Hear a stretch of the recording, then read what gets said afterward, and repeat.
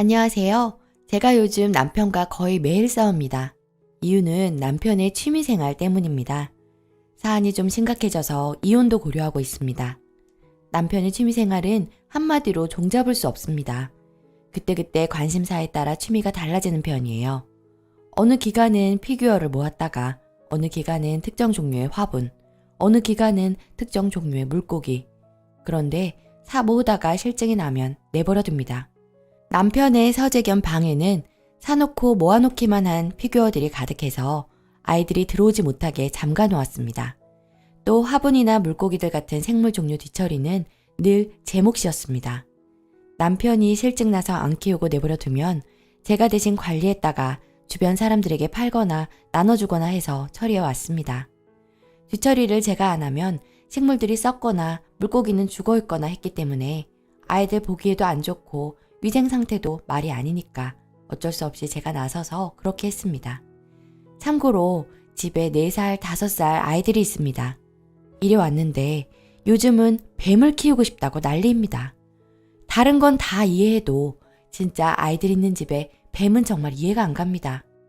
그래서 절대 안 된다고 했더니 남편이 하는 말이 내가 밖에서 힘들게 돈 벌어오는데 취미생활도 와이프 눈치 보면서 해야 되냐?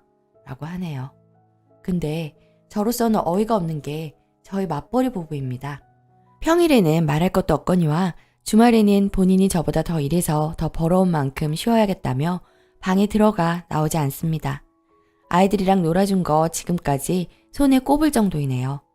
놀아주는 것도 본인이 모은 화분들과 물고기들 같은 거 아이들에게 보여주고 가르치는 게 다입니다. 그래서 제가 그랬죠. 지금까지 맞벌이 하면서 아이들은 거의 혼자 돌보는 것도 벅찬데 당신 취미생활 뒤처리하는 거 이제 힘에 부친다 정말. 이제 하다 아이들 있는 집에 위험하게 뱀을 모을 생각이냐? 이번에도 실증 난 뒤에 어쩔 생각인데 난 뱀까지 관리 못하겠어. 라고 따졌습니다. 그랬더니 뱀이 아이들에게 위험하지 않대요. 애완용 뱀은 주인이 잘 조련하면 사람들 물지도 않고 위험한 독을 가지고 있지도 않다네요. 저보고 괜히 일어나지 않을 일을 혼자 생각하면서 과민 반응하는 거랍니다. 털도 없는데 애들에게 알레르기 같은 것도 없을 거고 본인 방에서만 키울 거니 피해 갈 일 없을 거랍니다. 대체 남편의 취미생활 어디까지 이해해줘야 하는 걸까요? 사실 예전에 고가 품종의 고양이를 데려오겠다고 한바탕 한 적도 있는데 제가 못하게 막았거든요. 일단 두 아이 중 한 아이가 아토피라서 염려가 됐었어요. 그런데 남편이 그 일을 들먹이면서 그때 한번 양보해줬으니 이젠 더는 양보 안 한다고 버티고 있습니다. 혹시 아이들 있는데 뱀 키우시는 집 있나요? 애완용 뱀이 아이들에게 위험하지 않다는 남편의 주장이 맞는 건가요? 제가 뱀에 대한 지식도 없고 말발도 딸려서 언쟁할 때마다 그냥 밀리고 제가 이해심 없는 여자가 되어가네요. 이런 것도 이혼 사유가 될 수 있나요? 그래요. 뱀 키울 수도 있겠죠. 근데 전 이제 너무 지쳤습니다. 후기. 참 많은 사건이 일어나서 정신이 없습니다. 결론부터 말하자면 이혼할 겁니다. 어제 집에 들어가니 아이들이 거실 소파 위에 올라가서 선체로 울고 있었습니다. 그냥 우는 게 아니라 완전히 경계하듯이 울길래 집에 들어오자마자 깜짝 놀랐습니다. 정신없이 아이들 달래도 그치질 않길래 왜 그러냐고 물어보니까 어딜 가리키는 겁니다. 집에 들어오자마자 우는 아이들밖에 안 보여서 다른 데를 미처 못 봤는데 아이들이 가리키는 데 보니까 예전에 남편이 물고기 모았을 때 쓰던 큰 유리 수족관이 있습니다. 물고기에 실증나서 더는 안 돌보니까 제가 다 나눠준 다음에 빈 수족관을 조화와 자갈로 채워서 실내 장식 소품으로 이용했습니다. 근데 거기에 뱀이 한 마리 있네요. 대략 굵기가 제 주먹 크기의 반 정도 흑색 뱀이었네요. 기가 막혀서 말이 나오지 않더군요. 제가 아이들 보고 뱀이 보기 무서워서 그러냐고 그럼 보지 말고 같이 방으로 들어가자고 하니까 아이들이 번갈아 가면서 속사포로 말을 하더군요. 아이들이 자기들 방에서 놀고 있는데 남편이 케이지에 든 뱀을 방에서 들고 나와서 아이들에게 만져보라고 했답니다. 아이들이 징그러워서 만지기 싫다 하니까 실랑이를 하다가 뱀이 바닥에 떨어졌대요. 한참 뒤에 남편이 케이지로 뱀 다시 유인해서 넣은 뒤 저기 거실 수족관에 넣었다는 겁니다. 기가 막혀서 자기 방에 틀어박혀 있던 남편을 불러내서 한바탕 했습니다. 남편 말이 뱀을 떨어뜨린 건 실수이고 그것 때문에 케이지 상태가 이상해서 거실 수족관에 넣어둔 거랍니다. 하도 제가 반대가 심해서 아이들 교육 차원에서 먼저 보여주고 해서 거부감 없애면 되지 않나 해서 그랬다는 겁니다. 제가 대체 뱀은 언제 데려온 거냐니까 일주일 전쯤이라네요. 남편 방은 항상 잠그고 열쇠는 본인이 들고 다니니 제가 미처 몰랐던 거죠. 할 말이 없어서 제가 핸드폰으로 제 글과 댓글들을 보여줬습니다. 그러니까 펄펄 뛰면서 댓글들이 헛소리하는 거라네요. 뱀 키우는데 그렇게 돈 들 거 없고 뱀은 산에서도 잘 살고 추우면 겨울 잠자기 때문에 온도는 그렇게 신경 쓸 필요 없답니다. 그리고 먹이는 안 보이게 넣어놓으면 될 일 아니냐고 왜 쓸데없이 글을 써놔서 남편 욕 먹이느냐고 그러네요. 그러면서 저보고 취미 존중하랍니다. 저를 포함해서 댓글 쓴 사람들이 뱀에 대해서 모르는 사람들이니까 당연히 안 좋은 소리 나오는 거 아니냐면서요. 정말 할 말도 없고 손만 부들부들 떨리고 아이들은 뱀 있는 게 무섭다고 집에 있기 싫다 그러고 그래서 제 짐과 아이들 짐 싸서 밤중에 친정으로 왔습니다. 친정 오는 도중에 시어머니가 계속 전화와서 받았더니 대뜸 왜 집을 나갔느냐 하시네요. 남편 말이 제가 남편 벌이가 시원찮다고 구박하다가 집 나갔다고 하더래요. 그러면서 시어머니께서 하는 말이 여자는 남자가 얼마를 벌어오든 감사한 마음으로 살아야 한다고 애엄마가 되어서 왜 그리 무책임하냐고 쉴 틈도 없이 몰아치더라고요. 그래서 제가 그랬습니다. 저는 남편이 집에 뱀을 들여와서 집을 나가는 겁니다. 그랬더니 시어머니가 무슨 소리냐고 그럽니다. 남편에게 직접 물어보시라고 말하고 전화를 끊었습니다. 시간 좀 지나니 남편 카톡이 불이 나더군요. 고작 그런 거에 집을 나가느냐느니 엄마의 자격도 없는 무책임한 여자라느니 그 정도면 뱀 공포증이니 정신과 가서 치료받아야 한다느니 온갖 비난들 일세게 할 말이 없어서 계속 답을 안 하다가 핸드폰을 꺼두었습니다.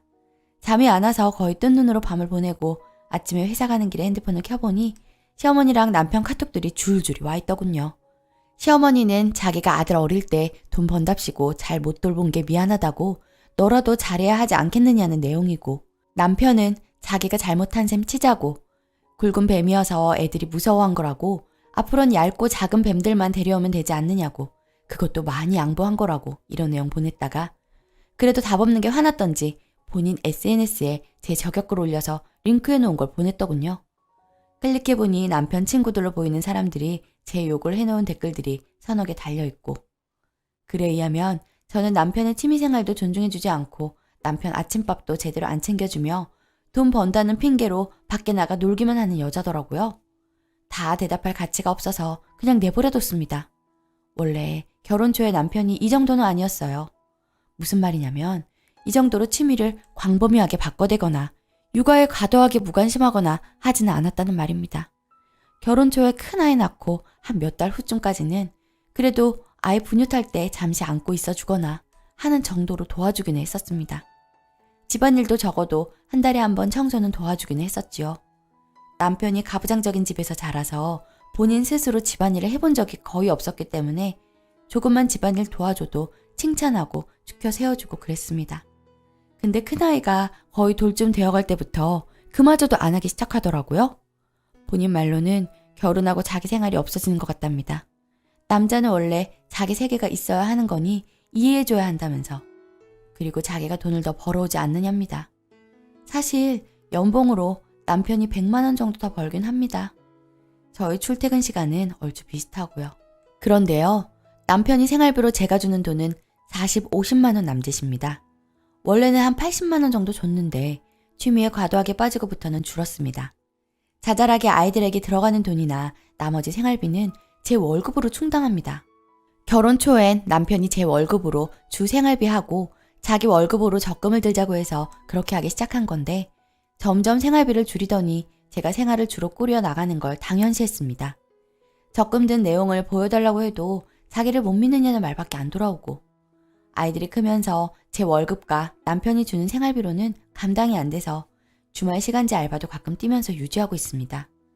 댓글들 읽다 보니 어떤 분이 그러셨더군요. 제 남편 같은 남편도 있으니 자기에게 잘하라고 본인 아내한테 말해야 되겠다고요. 저 순간 제 남편이 쓴 말인 줄 알았습니다. 취미생활 때문에 언쟁이 벌어지면 늘 남편이 제게 하던 말이 있거든요. 인터넷 뉴스에 아내 폭행하고 바람피고 이혼소송하고 그런 남편들 많은데 자기는 안 그런데 감사하고 자기에게 잘하라고요. 남편 말로는 제가 이혼의 빌미를 제공하고 있다네요. 일본 사이트에 아내가 남편의 취미생활 존중 안 하고 남편이 모은 피규어 다 갖다 버려서 사이트에서도 엄청나게 욕먹고 이혼당했다면서 저도 그 일본 여자 같은 그런 여자랍니다. 시간 나는 대로 변호사 상담부터 받아봐야 할 것 같습니다. 정말 남편은 변할 것 같아 보이지 않습니다. 어떤 댓글 쓰신 분이 뱀이 문제가 아니라고 하셨는데 네, 맞아요. 뱀이 문제가 아니라 뱀을 계기로 그동안 쌓인 게 터진 거겠죠. 어제 같은 사건도 터지고 나니 제가 얼마나 아이들에게 못난 엄마였는지 알 것 같습니다. 어느 댓글 분이 말씀하신 것처럼 아버지로서 좋지 않은 남편의 행동들을 계속 아이들이 보게 했다는 것에 대해서 부끄럽습니다.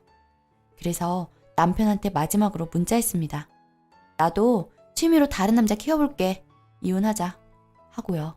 어차피 한 달에 생활비로 50 받았으니 이혼하고 애들 양육비 받는 편이 훨씬 경제적으로 윤택할 것 같아요. 아이들 정서적으로도요. 그냥 뱀이랑 잘 먹고 잘 살았으면 좋겠네요. 댓글. 어이 남편, 아직도 논점을 모르네요.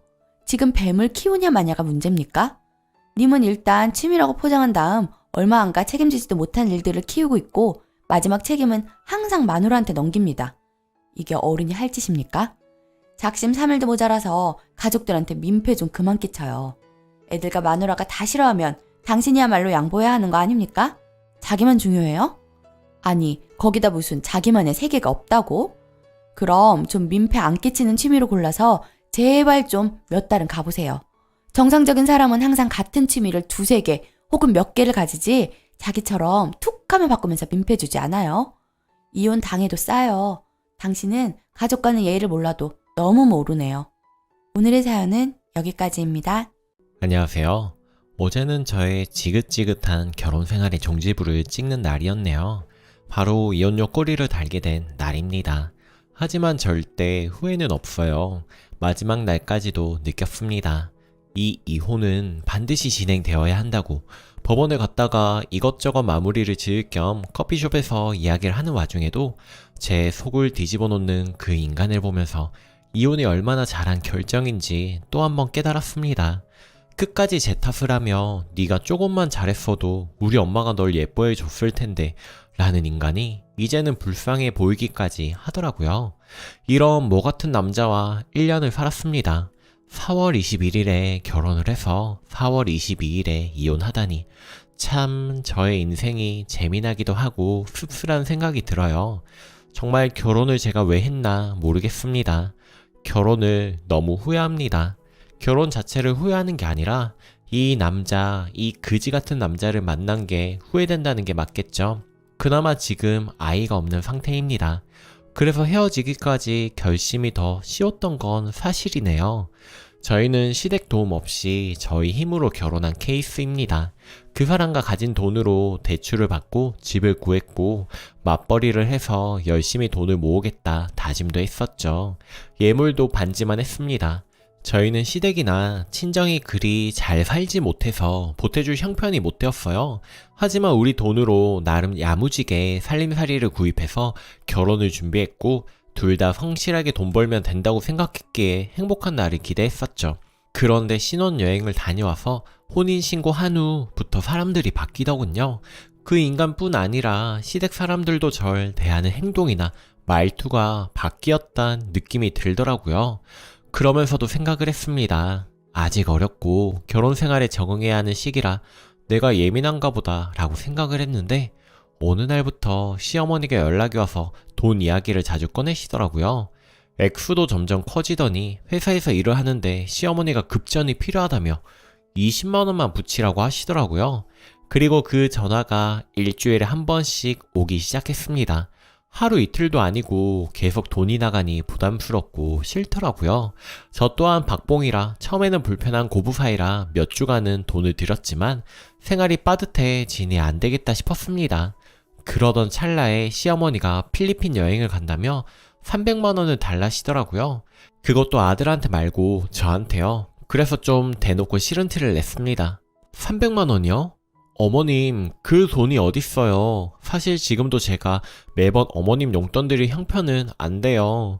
어머님 아들도 돈 많이 못 버는 거 아시잖아요. 지금도 대출이자 갚는 게 빠듯하고 힘든 상황이라 저희에게는 부담스러운 금액이에요. 죄송하지만 300은 어려울 것 같아요. 라고 단호하게 말했더니 알겠다 하고 툭 끊으시더니 그 이후에 삐지셨더라고요. 그리고는 신우한테 전화가 오더니 저한테 어쩜 그럴 수 있냐며 화를 내더라고요. 그래서 저도 같이 화를 냈죠. 이게 저한테 화낼 일이에요? 300만 원이 말하면 뚝 떨어지는 돈도 아니고 그게 가능하다면 아가씨가 용돈을 드리세요. 저희는 저도 그렇고 땡땡씨도 돈 많이 못 벌어서 그렇게 못 드려요. 라고 했습니다. 그랬더니 시집 온 지 얼마나 됐다고 집에 분란을 일으키냐며 요새 며느리들은 다 그러냐고 하대요. 아, 진짜 23살밖에 안 먹은 게 지가 어른인 양 말하는데 진짜 열받더라고요. 한마디만 더 했으면 욕을 했을지도 모르겠네요.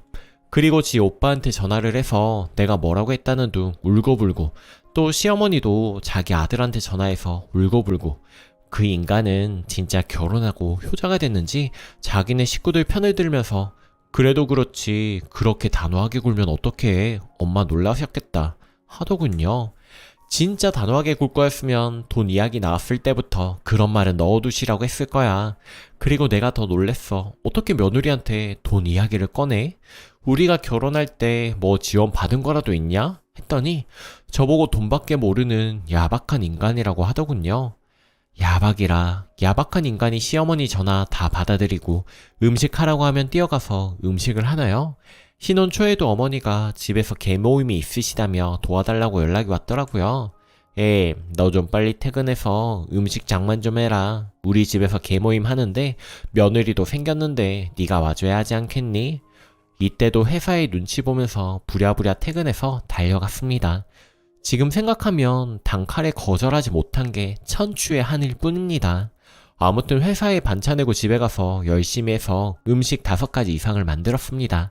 양념갈비, 잡채, 단호박, 로스, 각종 튀김, 각종 나물, 그리고 초밥이랑 회도 잘하는 곳에서 사서 갔고요. 제 나이 27살에 저 정도 음식을 하면 그냥저냥 하는 거 아닌가요? 개모임 참석하신 손님들도 칭찬을 많이 해주셨습니다. 맛있다고. 근데 제가 칭찬받는 게 못마땅하신 건지 어쩐 건지 시어머님이 친구분들한테 그러시더라고요. 아이 갈비 맛이 좀 그렇지? 이해해줘. 음식을 아직 잘 못해. 칭찬을 못해줄 망정 열심히 했는데 저렇게 말씀하시니 너무 서운하고 기운이 빠지더라고요. 심지어 아가씨가 밤에 공부하고 오더니 언니 음식 좀 배워요. 엄마가 뭐라고 하던데 그 나이 먹고 그 정도도 못해요. 엄마 좀 창피했겠다. 라고 하는데 정말 패버리고 싶더라고요. 그날도 남편하고 대판하고 다시는 시댁 가서 요리 안 한다 선언을 했죠. 그렇게 시댁 문제로 남편과 점점 트러블이 생기면서 싸우는 일이 많다 보니 감정의 골이 깊어지면서 남편마저 절 함부로 대하는 게 느껴지더라고요. 그 인간이랑 부부 동반 모임을 간 적이 있었는데 제가 고졸입니다. 그 인간은 지방 국립대를 졸업했고요. 아는 사람도 없이 어색한 자리에서 불편하게 있는데 제가 끼어들 수 없는 이야기만 골라서 하더라고요. 막 자기들 동아리 생활, 계절학기 때 에피소드 그런 이야기만 하고 저는 대화에 끼어들 수가 없었죠. 그 사람 친구 한 명이 제 표정을 보더니 저한테 말을 걸어주어서 겨우 그 사람이랑 이야기하며 그 불편한 자리를 견뎠습니다. 제가 좀 아팠거든요. 저도 아프지만 않았으면 대학 졸업을 했을 텐데 학교 다닐 때 휴학하고 치료를 받다가 치료비와 학비도 부담스럽고 하여 자퇴하게 되었습니다. 그런 제 스토리를 다 아는 인간이 저에게 작은 배려 하나 해주지 않더라고요. 남편이라는 작자가 남보다 더한 걸 느끼면서 정말 결혼이 이런 건가 환멸을 느꼈습니다. 그때부터 그 인간이랑 더더욱 트러블이 많아졌고 더 실망하고 더 멀어지게 되었어요. 나중에 한 사실이지만 시어머니와 신우가 제가 하지도 않는 일을 만들어 말하고 저를 이상하게 만들어 놨더라고요. 그 인간 입장에서는 제가 자기 집 식구들한테 막말하고 막 행동하는 여자라고 생각한 듯해요. 남편만 없으면 제가 시어머니한테 버르장머리가 없다는 둥, 제가 사온 음식을 먹고 배탈이 났다는 둥, 누가 봐도 모함을 하려고 한 말이라는 거, 그 뻔한 말들을 남편은 또 등신처럼 믿고 있었던 거죠. 심지어 제가 가지도 않은 동네에서 어떤 남자와 있는 걸 목격했다고 말하며 의심하는 듯한 이야기를 해서 그 이야기를 듣고 신우랑 대판한 적도 있었습니다. 이 일이 생겼을 때도 결국 자기 엄마와 동생 말을 믿으려고 하는 그 인간의 태도를 보면서 정이 떨어져서 계속 싸우다가 이혼을 결정했습니다. 그리고 이혼 결정 후 신우한테 문자가 왔더라고요. 언니, 어떻게 해요? 언니가 우리 오빠 잡아줘요. 이렇게요. 이 중요한 상황의 이야기에 킥을 붙이는 건 어떤 머리로 할 수 있는 행동인가요? 정말 개념이 없어도 이렇게 없을 수가 있는지 상대하고 싶지도 않았습니다. 그리고 어이없는 일이 또 있었는데 이혼 이야기가 나오고 친정 가서 별거하고 있던 제가 짐을 완전히 챙겨서 나오려고 집에 갔는데 그 모녀들이 비밀번호를 누르더니 집에 들어오더라고요. 지들도 놀라고 저도 깜짝 놀랐는데 이내 아무렇지 않은 척을 하더니 저를 투명인가 취급하고 자기들끼리 대화를 하는 거예요. 그 태도에 진짜 어이가 없어서 무시하고 짐을 챙기고 있는데 자기들끼리 하는 말이 언제 짐을 빼서 이 집으로 이사 올지를 의논하고 있더라고요. 진짜 거지도 아니고 반반으로 돈을 모았고 공동명의인 이 집을 왜 지들이 사니마니 하고 있는지, 시댁이 아직도 월세에 쾌쾌한 냄새 나는 집에서 살고 있거든요. 아들이 이혼한다는 슬픔보다는 집이 생기는 기쁨에 들떠 있었나 보더라고요. 뻥지고 열이 받아서 그때부터 막말을 쏟아부었습니다. 여기 둘이 딱 반반해서 산 집이고 공동명의라 당장 방 뺄 거예요. 그리고 무슨 거지 가족이세요? 며느리 들이자마자 어떻게든 빼먹으려고 돈돈할 때부터 알아봤는데 아들 이혼에 비통해하기는커녕 집 생겼다고 좋아하시는 것 같네요. 엄마와 딸이 세트로 양심 없는 거는 살면서 익히 알고 있었는데 이렇게 개념까지 없는지는 몰랐네요. 아들 결혼할 때 한 푼 도와주지 못한 무능한 집구석에서 무슨 권리로 이 집을 탐내요? 그리고 너는 어린 게 어디서 기어올라? 너 그렇게 개념 없이 행동하면 결혼 못해. 나중에라도 누구랑 같이 살 생각하지 말고 혼자 살아라 꼭. 아, 진짜 무개념도 유전인가 보다. 모녀가 쌍으로 아주 지랄이네 하고 질러버렸습니다. 그랬더니 신우의 것이 제 머리채를 잡으려는 거, 한 번 잡힌 거 바로 풀고 제가 시어머니 머리채를 잡으니 신우가 하들짝 놀라서 자기 엄마 데리고 피신하려길래 그냥 짐 챙겨서 나와버렸습니다. 사실 시어머니는 머리채는 겁만 주려고 한 거라 세게 잡지는 않았고요. 상대하고 싶지도 않고요. 나오는데 누구랑 이렇게 싸운 게 처음이라 그런지 어찌나 온몸이 부들부들 떨리던지. 그리고 나오면서도 분이 안 풀려서 그 인간한테 전화해서 고래고래 소리를 질렀습니다. 거지 같은 너희 가족 이 집까지 노리더라. 적당히 해라. 진짜 부끄럽지 않니? 내가 진짜 인생에서 잘한 게 있다면 너랑 이혼하는 거야. 진짜 징글징글하다 하고 끊었습니다. 그리고 전화가 불이 나는 거 간단히 차단하고 그날은 친정 언니랑 밥 먹고 노래방도 가고 술 먹고 펑펑 울면서 다 날려버렸습니다. 그 뒤부터는 변호사랑만 연락하고 그 인간이랑 연락 안 하다가 법정에서 만나서 마무리를 했습니다.